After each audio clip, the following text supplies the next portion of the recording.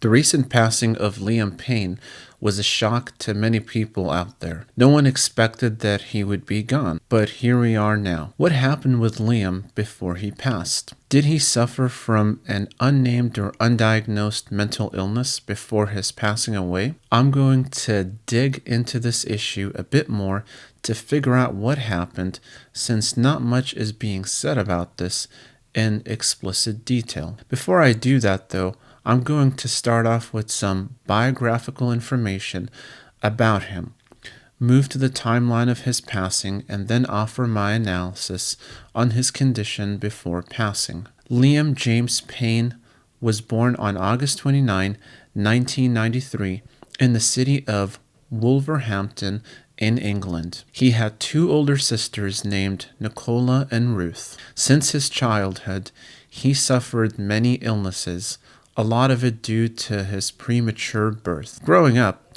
he was really into sports, and by age 12, he started taking lessons in boxing. In 2008, at 14 years old, he auditioned in a show called The X Factor, where he passed the first round but was disqualified at what is called the boot camp stage. Judge Simon Cowell encouraged him to come back in 2 years. Payne returned to the show in 2010 and performed again. After coming back and performing Cry Me a River, he received a standing ovation and progressed to the next round, but was ultimately not selected for advancement in a solo audition. Instead, based on the suggestion of guest judge Nicole Scherzinger, Payne was joined together with Harry Styles, Neil Horan, Louise Tomlinson, and Zayn Malik to form a boy band. The group quickly gained popularity due to the wide reception by audiences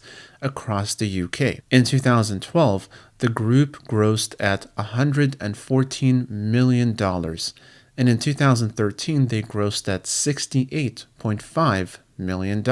So they were definitely a huge success, not just in the UK, but all over the world. After experiencing a lot of success with One Direction, the band name, Liam started to have problems with his bandmates.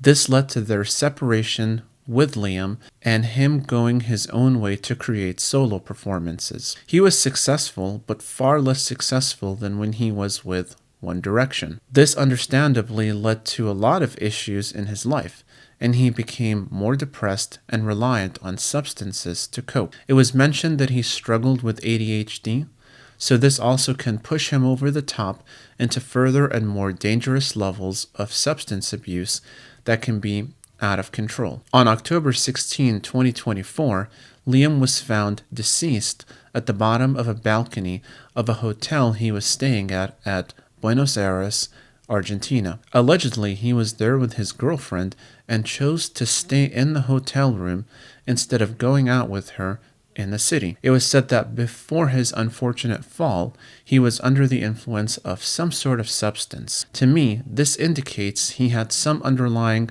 mental health issues, possibly depression or anxiety, and a lot of it having to do with his former bandmates separating themselves from him. Using substances to cope with distress is common for those who are unable to deal with life's problems in a more psychologically healthy and balanced way. It's not a surprise that Liam chose this method of coping. Instead of choosing substances to cope, he could have built a network of friends who support him, ones who actually care about him, instead of just seeing him as a means to an end, which is probably what his former bandmates thought of him. Having real friendships is not an option.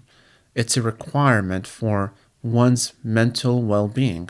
Another option he could have pursued was therapy. Talk therapy has been proven to help patients reduce symptoms of mental illnesses such as depression and anxiety, and teach one coping skills to avoid addictive tendencies. I'm not sure if Liam sought out a therapist to speak with, but that's one thing he could have done to help him. Lastly, I want to finish this by saying that every passing of an individual is unfortunate, so this is not me sitting here on my high horse and making judgments about someone who's gone. Rather, it was my goal to figure out how someone who is so famous and successful ended up in the situation he was in. It also teaches us a critical lesson. Fame and success aren't guarantees of a happy and fulfilling life. Instead, we need to have true bonds with other people and, in my personal view, with God, transcendent being, in order for us to have meaning in our lives.